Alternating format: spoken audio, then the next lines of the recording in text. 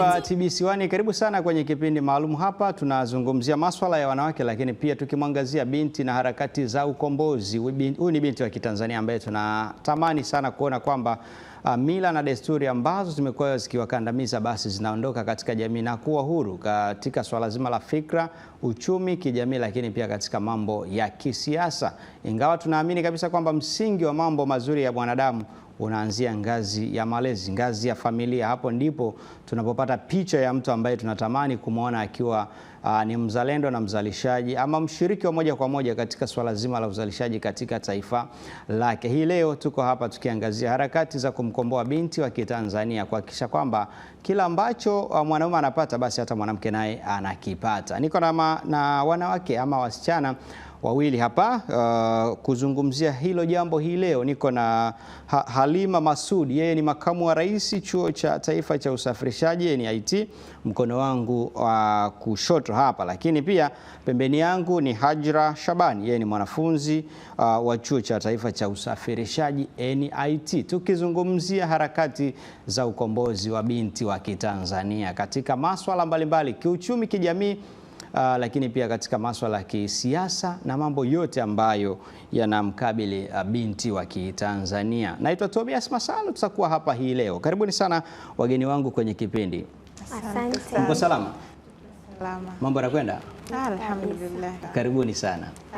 Asante. Tunaangazia harakati za binti ama mtoto wa kike Tanzania na ukombozi wake kutokana na mambo ambayo tunafahamu kwamba mwanamke ni mtu ambaye kwa miaka ya nyuma amekuwa akiachwa katika mambo mengi, lakini kwa sasa tunaona harakati zinazidi kusonga na kusogea kila kukicha.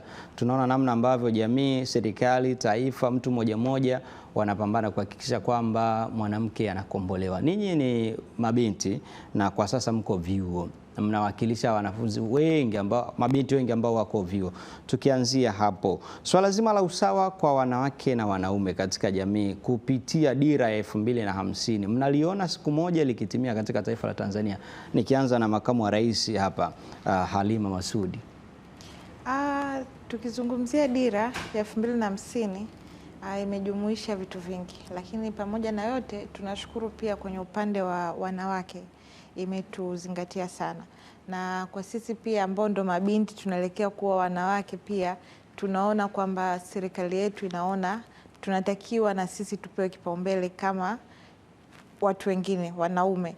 Ni tofauti na miaka iliyopita. Miaka iliyopita ilikuwa mwanamke hata leo hii kusimama hapa kuongea kwenye media ilikuwa ni ngumu, labda mpaka uwe na nafasi fulani, uwe ni mtu fulani ndo utapata. Yani tena hiyo inakuwa ni kwanza, hata hiyo nafasi yenyewe kuipata ni kazi. Lakini sasa hivi tumeona yani mtoto wa kike kwenda front, kujishughulisha na jamii, kufanya mambo ambao wengine walidhani hatuweza kuyafanya, sasa hivi tunafanya. Ni kwa maana tayari utandawazi umeshakuwa, watu wameshaelewa, wamejua kwamba mwanamke naye ana nguvu kubwa sana katika jamii. Na ndio maana sasa hivi watoto wa kike na wanawake kwa ujumla tunapata fursa nyingi sana kwenye kila sekta. Yani sekta yoyote tunakuwa tunapewa kipaumbele kwa sababu wameona sisi pia ni moja ya watu ambao tunaweza tukachochea maendeleo ya jamii tena kwa kiasi kikubwa sana. Unajua sehemu tunasema sio kama tunajisifia lakini kukikaa wanaume alafu wakawaza lakini kukikaa na mwanamke pale katikati, sisi tunafikiria vitu vingi zaidi. Wanasema mwanamke ana uwezo wa kushika vitu viwili kwa wakati mmoja, mwanaume hawezi. Ni kweli, sisi tuna uwezo wa kufanya hivyo vitu, sababu hata tukiona mama nyumbani analea mtoto, anafanya kazi, anafanya nini, anafanya vitu vyote na vitu vinaenda vizuri. Kwa hiyo tukiwa tuna nguvu kazi ya mwanamke kwenye timu ya watu, inachochea vitu vingi, mawazo yanakuwa mengi, vitu vingi vinakuwa na mwanamke anakuaga, ukimpa kazi afanya na kwa yuko very strict, anafanya vizuri na anahakikisha inaenda vizuri. Kwako Hajira, tunaona hata uwakilishi miaka ya nyuma ilikuwa ni mdogo kwa nafasi ya mwanamke. Mara nyingi wanawake mlikuwa mkisemewa na watu, na hapa tunazungumzia wanaume ndio walikuwa wanawasemea sana kwenye mambo mengi. Uwakilishi bungeni ilikuwa nafasi ni chache, lakini sasa ni 45% bungeni, wanawake 45%, wanaume ni asilimia zilizobaki, manake ni 55. Kwa namna ya ninyi kuwa sehemu ya uamuzi katika mambo mbalimbali katika jamii, mnaamini kwamba hili linakwenda kuleta ukombozi kwa mwanamke katika jamii? Kwa sababu tukiangalia zamani ilikuwa wanaume ndio mnafanya maamuzi. Sisi tulikuwa wafuata sheria ambazo zinatungwa na wanaume. Lakini sasa hivi tuna mfano hai. Dr. Samia Suluhu Hassan yuko pale juu na anaendelea kufanya mambo mazuri, na maamuzi yake yanatuletea maendeleo mbalimbali ambayo tunayaona. Kuna miradi inaanzishwa, miundombinu inatengenezwa na mingine inakuwa maintained. Kwa yale maamuzi ambayo tunafanya sisi wanawake yanawasaidia pia na nyie. Hata na nyie mnaweza mkawa mashahidi kwa kile ambacho kinaendelea sasa hivi. Kwa wanaume sisi tuna mashahidi sasa hivi kwamba wanawake mshuhudie. Kwa mnataka turudi tushuhudie. Yani sasa hivi nyie tuachieni hilo zoezi. Sisi tutatekeleza, alafu nyie mtakuwa mashahidi, mtasema kipindi cha nyuma kilivyokuwa na kipindi cha sasa hivi kilivyokuwa. Okay. Shukrani sana Hajira. Na tukiangazia azimio la Beijing la mwaka 1995 ambapo jukwaa la wanawake walikaa na kuja na maazimio ama ajenda 12. Miongoni mwa hizo ajenda ya moja hapo ni kuhusiana na mtoto wa kike, yani kuondoa ubaguzi na ukatili dhidi ya wasichana, na ni miongoni mwa mambo ambayo yalijadiliwa. Yako 12, lakini mmoja wapo ni hili la mtoto wa kike, kwamba kuondoa ubaguzi na ukatili dhidi ya wasichana. Kwa namna tunavyoendelea, Halima, nikija kwako, ukatili kwa wasichana kwa sasa katika jamii, kwa uzoefu wako, kwa kusoma kwako, umegombea, si ndio, mpaka umekuwa makamu wa rais, unaamini kwamba ukatili wa kijinsia na ukosefu wa usawa kwa mtoto wa kike katika jamii umepungua? Kwa sasa hivi naweza nikasema umepungua, kwa sababu hata mimi pia nilivyokuwa tu hivi nilivyo hapa, watu wengi walitamani niwe hapa. Kwa hiyo haikuwa kazi ngumu, kutokana na kwamba nilionyesha uwezo. Kuna muda ni sisi wenyewe tunajiona kama vile hatuwezi, lakini onyesha uwezo, kuwa ni mtu ambaye unatamani kusaidia watu, unatamani kureach ndoto za watu wengi. Hiyo inakusaidia sana. Hata mimi pia kama nilivyosema, nilionyesha uwezo, ndio maana ilikuwa rahisi watu kusema huyu anafaa, sisi tutampa kura awe makamu wa rais. Kwa hiyo ni watu wengi na mabinti wengi ambao hukubebwa nani Halima. Kwa kweli sikubebwa. Uwezo wangu na the way nilivyokuwa na communicate na watu, tunashirikiana, tunakaa pamoja, tunajadili vitu mbalimbali. Kile ndio kitu ambacho kimenisaidia mimi mpaka kufika hapa. Kusema kubebwa ina maana kwamba sina uwezo, natafuta tu mtu aninyanyue ili nipande, lakini hapana. Mimi tu nilikuwa na uwezo wangu, na watu pia wakaona kwamba tukimweka sehemu fulani anaweza akatuongoza na tukafika mahala ambapo tunatamani kufika. Ndio maana wakanichagua. Yes. Hongera sana. Asante sana. Tukibakia hapo, kuna mambo ambayo kwa sasa yanaendelea, tukiangazia Ulaya na Amerika na nchi nyingi zilizoendelea. Malezi yamekuwa sio yale ya kusema kwamba huyu ni mwanamke, huyu ni mwanaume. Wamebaki katika ule msingi wa kwamba huyu ni mwanamke au ni mtoto wa kike kwa jinsi, na huyu ni mtoto wa kiume kwa jinsi. Lakini katika swala zima la majukumu, hakuna ile kusema moja kwa moja kwamba hili jukumu la mwanamke, jukumu la mwanaume. Kwetu sisi hii bado haijawa hivyo. Na tunaona malezi yetu hata katika makuzi yetu toka chini, mtu anaelewa katika msingi wa kwamba wewe mwanamke, wewe mwanaume, au mtoto wa kike au mtoto wa kiume. Kuna ile limitation ya moja kwa moja toka chini. Ndio maana hata tukikua tunaanza kujiona tunajitenga moja kwa moja kwamba wewe unastahili kufanya hiki, huyu anastahili kufanya hiki. Kwa namna hiyo, nikisalia kwako Halima, wewe umekuwa kiongozi kwa sasa, bila shaka una uzoefu, unajua, umeishi na watu. Katika hali ya msingi wa malezi kama huo, tutaweza kufikia 50 kwa 50? Tukizungumzia malezi upande wa binti, nashukuru kwanza kwa nchi yetu Tanzania, tunalea kwenye njia ambayo inamkuza mtoto wa kike ajue nini ambacho anatakiwa kukifanya. Lakini kwenye malezi haya sasa hivi hatulei kwamba mwanamke tu utakuwa mtu utaolewa utaingia ndani. Hapana, tunalelewa kwa namna ambavyo wewe ni mtoto wa kike. Mtoto wa kike unatakiwa uwe mstari wa mbele kufanya maendeleo. Kwa hiyo tunavyolelewa sisi sasa hivi ni kwa maana ndio, pamoja na kuwa mtoto wa kike, lakini na wewe pia una haki ya kufanya kazi nyingine ambazo zamani babu zetu huko walikuwa hawaruhusu, walikuwa wanapinga sana.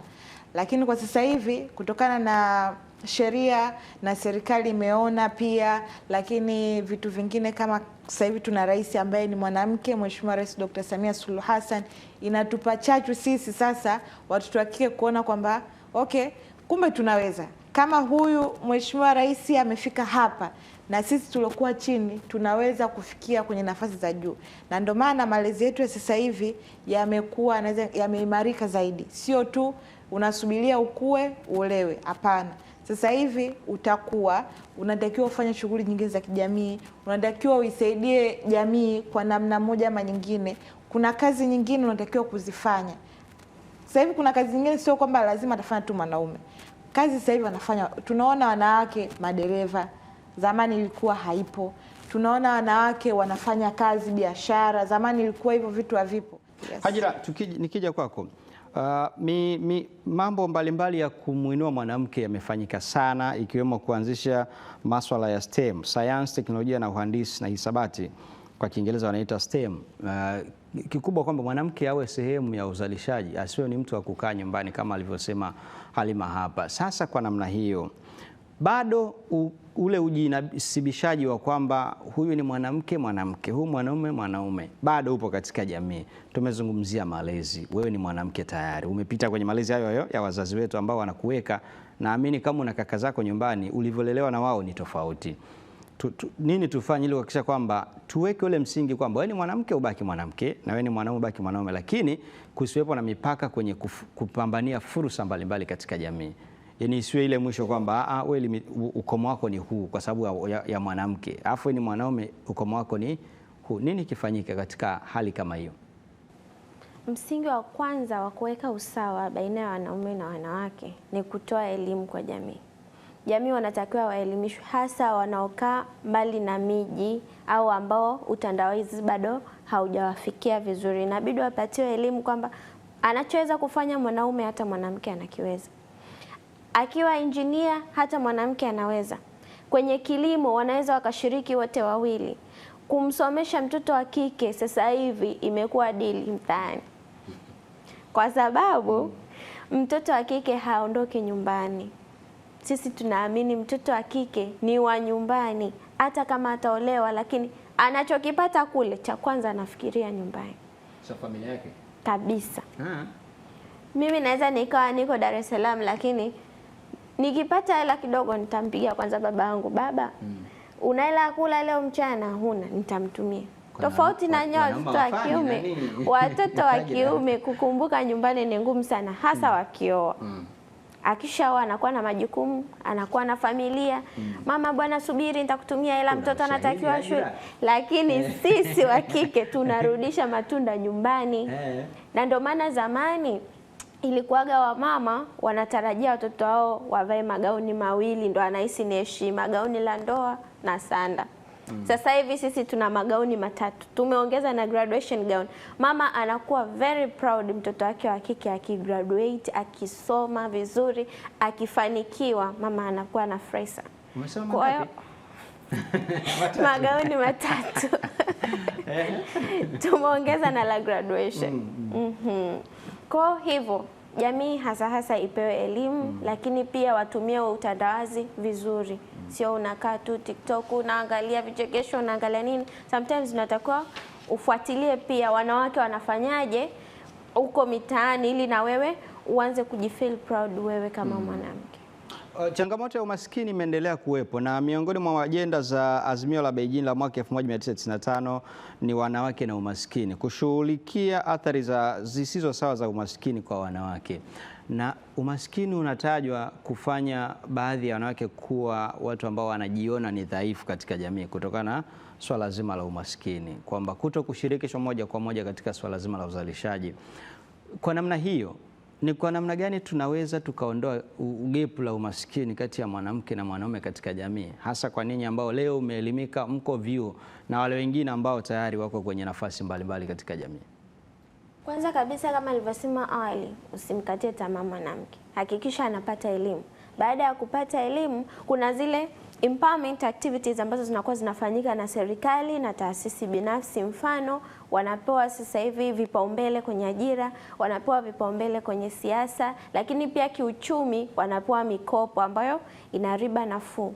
Kwa hiyo kwa staili hiyo tunaweza tukasaidia kupunguza umaskini, lakini pia itatujengea sisi confidence ya kusimama sisi kama wanawake kujitetea katika maslahi yetu yanayotuhusu sisi.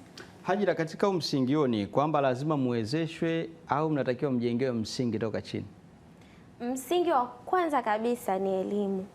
Ndio maana tunarudi kwenye pointi yangu ya kwanza, wazazi washawishiwe wawapeleke watoto wa kike shuleni. Mtoto akishasoma ana uwezo wa kujitafutia vishughuli mbalimbali huko, hata kama asipoajiriwa, hata kama asipopewa mtaji, yani hata kama asipokuwa empowered, anaweza akajipambania yeye kama yeye, yale mradi na maarifa kabisa. Okay. Halima, wewe ni makamu wa rais Chuo cha Taifa cha Usafirishaji. Kwa sasa, kwa namna unavyoona na hali inavyoendelea, changamoto ambazo zinaendelea kuwakumba watoto wa kike ni zipi katika jamii, hususan unapokuwa najua unahudumia wananchi, wanafunzi wale ni wananchi tayari katika jamii. Jamii sio lazima iwe wilaya, kata, mkoa. Hata ile kitendo cha kuwa makamu wa rais pale chuo ni jamii. Unavyohudumia wanawake, watoto wa kike na watoto wa kiume pale chuoni kwako, changamoto kwa upande wa mwanamke bado ni zipi ambazo unaamini hapa ndipo serikali iweke msingi? Changamoto kwa watoto wa kike, labda naweza nikasema, kwanza baadhi yao bado hawajiamini kama wanaweza. Yaani mwingine anakuambia umefikaje hapo, naambia tu pia unaweza ukafika. Anaambia mtu anaamini kwamba mpaka kufika hapa maybe kwetu tuna uwezo mkubwa, labda nina watu wengi wenye uwezo sijui nini, lakini mwisho wa siku nimepambana, nimeona kwamba kuna fursa kama mtoto wa kike naweza nikaipata. Maana hii ni fursa, sio kazi rahisi, ni fursa pia, na fursa hii nimeipata kutokana na uwezo. Kwa hata mimi nikikutana naambia unaweza, wewe tu ujue unataka nini. Yaani kuna muda unatakiwa ujue unataka nini katika maisha, ndo uweze kujua nitafika sehemu gani, nitafika sehemu gani. Halima, kabla hujaendelea, wanavyosema hivyo, ukiwauliza kwa nini wanadhani hivyo, kwamba ili uweze kufika juu lazima aidha uwe na mtu au uwe na uwezo kwenye familia yenu, kwa nini inakuwa hivyo? Ni kuto kujiamini. Mimi hata nilivyokuwa, maana mimi nilivyoingia NIT nilikuwa na sikuwa na nafasi yote. Nilikuwa tu mwanafunzi wa kawaida, nimeanza zangu pale na niliasta shahada pale, nimemaliza, nimeingia zangu shahada hii namalizia, nimeingia mwanafunzi wa kawaida. Mwaka wa kwanza nimeingia nikawa tunasoma watu wanakuaje, naangalia ukitaka kufika sehemu fulani unakuaje. Yani nilifanya uchunguzi wa kutosha sana, nikasema okay, naweza na mimi. Maana yake ni ulikuwa nayo? Nilikuwa nayo toka naingia. Nikasema ninavyotoka hapa NIT namaliza, lazima tu nitakuwa kiongozi. Hiyo nilidhamiria. Kwa hiyo nikasema sitotumia mtu yote, mimi nilitumia akili yangu kwamba natakiwa nifanye nini. Kwanza kuwa karibu na watu, yaani ile jamii ambayo inakuzunguka. Nilijenga mahusiano mazuri na jamii ya NIT, kuanzia wanafunzi, kuanzia management ya chuo, walimu, kwamba hata ukikutana naye anajua huyu ni binti mzuri na ana uwezo. Lakini pili, nilionyesha uwezo wangu. Kukiwa kuna matukio naonyesha uwezo, labda nje ya chuo kuna activities nilikuwa nyingine nazifanya. Kwa hiyo hata baadaye ilivyokuja, jamani mimi hapa ndugu yenu nagombea, nataka kuwa mtu fulani, bado nikibakia kwako tukiwa tunaelekea ukingoni, kuna kitu ambacho nimekibaini umekisema kwamba kuto kujiamini. Msingi wa binti ama mtoto wa kike kuto kujiamini unajengwa na nani? Kuna muda tunaangalia pia na mazingira alokulia yule binti. Mazingira pia anakuwa moja ya tatizo kubwa ya kumfanya mtoto wa kike sijiamini. Unakuta mwingine anatoka kwenye familia ambayo kila siku anateswa. Sasa atajiamini vipi? Alafu watu waliomzunguka hawamsapoti. Yaani wewe hufai chochote. Kwa hiyo ile anajikuta kakaa mwenyewe anasema sasa hapa anataka kwenda sehemu fulani. Yaani familia yake tu haimtreat vizuri. Mimi nashukuru katika kila hatua ambayo ninaipiga, familia yangu inanisupport 100%. na kila kitu ninachokifanya lazima nianze kwenye familia. Ndugu zangu, mimi nataka kitu fulani, ndugu zangu nataka kufanya kitu fulani, baraka nazitoa kwenye familia. Hajira, kwa upande wako swala la kujiamini au kutokujiamini, kwa uzoefu wako ulionao mpaka unafikia hapa, unahisi kwa nini huyu kasema ni mazingira? Kwa upande wako naamini kila mtu ana sababu yake. Ni nini kinasababisha watoto wa kike wasiwe na uwezo wa kujiamini kufikia ndoto zao au kufanya mambo makubwa mpaka ifikia hatua waamini katika kuwezeshwa kuliko kujiwezesha wenyewe? Kwanza kabisa, kama alivyosema, mazingira yanachangia kumfanya mtu asijiamini au ajiamini. Lakini kingine ni kutokutambua kipawa ambacho kipo ndani yako. Mfano, yeye alitambua ndoto yake kwamba yeye anatamani siku moja aje kuwa kiongozi, na akaiendea ndoto yake, na Mungu amemsaidia, amefanikiwa. Mabinti wengi wanakuaga hawatambui ndoto zao. Sasa msingi wa kutokutambua ndoto unatoka wapi? Kwa sababu muda mwingi wanajiengage kwenye vitu ambavyo havina maana. Muda mwingi anautumia mtandaoni, muda mwingi anautumia kupiga story na watu ambao hawamletei faida yoyote. Ukikaa na watu wenye busara, na wewe utakuwa na busara. Okay. Kwa ndege wafanana nao. Ukikaa na watu wenye malengo, lazima na wewe utasema hebu na mimi nikae nifikirie kwani mimi nina malengo gani? Kwa hiyo lazima yani kuna kile kutambua kipawa ambacho uko nacho ndani yako. Ndege wafanana huruka pamoja. Kabisa. Mtazamaji, tunaelekea ukingoni na Halima pamoja na Hajira, kuna jambo ambalo mnatarajia kulifanya kwa mabinti.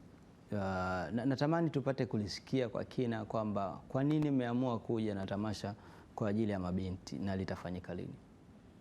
Asante. Sisi kama NIT tumeamua kuna haja ya Ni swala la chuo sasa manake. Yes, swala la chuo.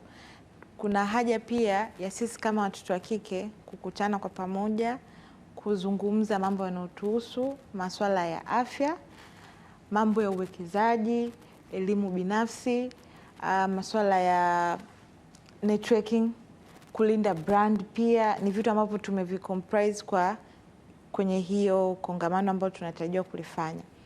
Ambalo hii ni mara ya 3. Tulianza 24, mwaka jana 25 na mwaka huu 26, ambao lipo chini ya ofisi ya Makamu wa Rais. Na tunatarajia pia kulifanya tarehe 25 mwezi wa 4 mwaka huu 2026. Ni jambo ambalo ni zuri kwa sababu kwa miaka yote ambayo tumeifanya ilikuwa linatoa matokeo chanya, na watoto wa kike wanapata watu ambao ni sahihi, wanawafundisha katika kila sekta ambazo tunasema hii sekta inamgusa mtoto wa kike. Hata wafanyabiashara, wajasiriamali, watoto wa kike pia wanapata elimu. Ni kwa namna gani, pamoja na kusema basi mazingira na ukaa hayanipi support, sisi jamii ya NIT tumesema tunakupatia support mtoto wa kike. Tunakupa kwanza elimu ya wewe mtoto wa kike ni namna gani unatakiwa kuishi kwenye jamii. Then tukishakupatia elimu, fursa zitakazokuja tunaanza na fursa hizo kwa watoto wa kike. Kwa hiyo naweza nikasema ni jambo ambalo ni zuri. Kwa ni watoto wa kike peke yake? Watoto kaka zetu tunawakaribisha kwa sababu pia na wao pia wanatakiwa, unajua inawezekana tukasema watoto wa kike, lakini kaka zetu nao wana watu ambao wanatakiwa kwenda kuwapa elimu. Inawezekana yeye ni kaka, ana mdogo wake, sawa. Pale mdogo wake hayupo NIT, labda yuko mkoani, labda yuko wapi, hatuweza kufika. Lakini akija yeye, anaweza kusema mdogo wangu sasa leo nilienda kwenye tamasha fulani la mabinti, tulifundishwa hivi hivi na hivi. Kwa pia tunawakaribisha, hatuwanyimi fursa, tunawakaribisha pia. Tunajua nao watatoa message, wataipeleka kwenye jamii pia. Na inafanyika wapi? Tunafanyia pale pale NIT. NIT? Yes. Pale chuoni? Pale pale chuoni, tuna ukumbi wetu tunafanyia. Watoto wa kike wote ama ni wa vyuo peke yake? Wanafunzi wa vyuo NIT, lakini pia tunawakaribisha watu wote ambao wanatamani kushiriki. Yes, nje ya NIT pia tunawakaribisha. Wewe wanafunzi ambao pia si wanafunzi pia wote tunawakaribisha. Kwa sababu elimu hauwezi ukamnyima.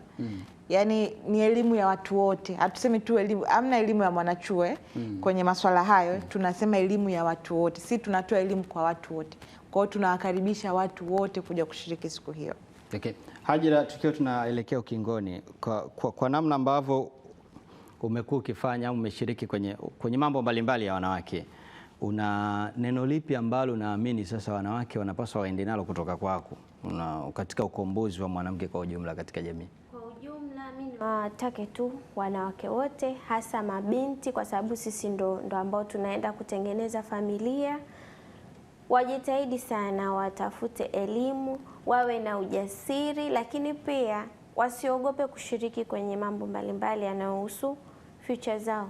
Kwa sababu mimi naweza nikawa ni raia wa kawaida, naweza nikawa ni mwanafunzi wa kawaida, lakini hainizuii mimi kufanya majukumu ya kiongozi. Nikiona mahali pana makosa, hapana. Okay. Nikiona mahali pana makosa naenda kucorrect, kwa sababu unaweza ukawa ndio hauna cheo lakini una uongozi ndani yako. Shukrani sana mtazamaji wa TBC1 kwa kuwa pamoja nasi. Tumezungumzia masuala ya kumkomboa mtoto wa kike katika nchi ya Tanzania kupitia katika mambo mbalimbali, na pia tukiangazia dira ya 2050, lakini pia tukiangazia ajenda 12 za baraza ama jukwaa la Beijing mwaka 1995 ambalo lilikuja na ajenda 12. Mojawapo ajenda yake ilikuwa ni mtoto wa kike, yani kuondoa ubaguzi na ukatili dhidi ya wasichana. Ni miongoni mwa ajenda ambazo zilijadiliwa, pamoja na wanawake na umaskini, elimu na mafunzo kwa wanawake, wanawake na afya, lakini pia ukatili dhidi ya wanawake, wanawake na migogoro ya silaha, wanawake na uchumi, wanawake kwenye mamlaka na uamuzi, lakini uratibu wa kitaasisi wa maendeleo ya wanawake, haki za binadamu za wanawake, wanawake na vyombo vya habari. Ni ajenda 12 ambazo zilijadiliwa mwaka 1995, na tunaamini kwamba 2050 tutakuwa na ujumuishi katika nyanja zote kati ya wanawake na wanaume. Na tumezungumza hapa, nilikuwa naye Halima Masudi, yeye ni makamu wa rais kutoka Chuo cha Taifa cha Usafirishaji NIT, lakini pia nimekuwa naye Hajira Shabani, yeye ni mwanafunzi kutoka katika chuo hicho cha Taifa cha Usafirishaji NIT. Asanteni sana kwa kuwa pamoja nami na niwakaribishe tena siku nyingine. Asante sana. Shukrani sana mtazamaji wa TBC, endelea kutazama vipindi vinavyoendelea hapa TBC1. Naitwa Tobias Masalo, hadi wakati mwingine, bye bye.